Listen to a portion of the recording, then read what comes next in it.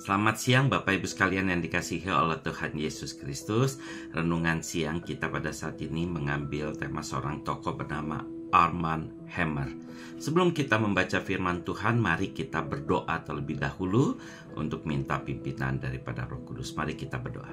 Tuhan Allah Bapa kami yang di surga, pada siang hari ini kami mau belajar kembali firman Tuhan. Pimpin kami, sertai kami, sehingga kami boleh mengerti akan firman-Mu dan kami boleh melakukannya di dalam kehidupan sehari-hari. Terima kasih Tuhan, di dalam Yesus kami berdoa dan mengucap syukur. Amin.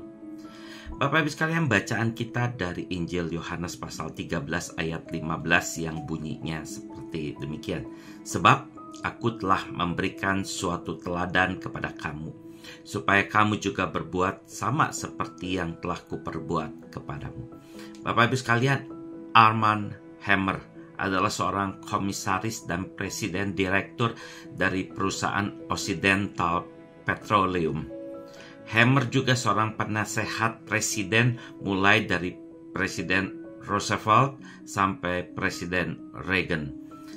Tidak itu saja, ternyata Hammer juga dikenal sebagai seorang yang bergerak di bidang kemanusiaan. Hammer adalah seorang yang suka memberi. Ketika ditanya mengapa Hammer suka memberi, Hammer menjawab bahwa ayahnya lah yang menjadi figurnya, yang menjadi teladan, dan sosok sang ayah sangat disukai dan dikasihi oleh para tetangganya. Itu yang menjadi teladan bagi Hammer. Ada sebuah pengalaman yang sangat membahagiakan Hammer ketika diajak oleh ayahnya untuk berkeliling dengan mobil. Ayahnya pada saat itu bertugas sebagai seorang dokter. Para pasiennya sudah menunggu ayah Hammer di pintu dan menyambutnya dengan sangat hangat. Hammer sangat bangga dan hormat kepada ayahnya yang luar biasa itu. Ayahnya sangat layak untuk mendapatkan perhatian kasih seperti itu. Menurut Hammer, sebenarnya sang ayah ini sangat bisa membuat dirinya menjadi lebih kaya lagi dengan meminta bayaran.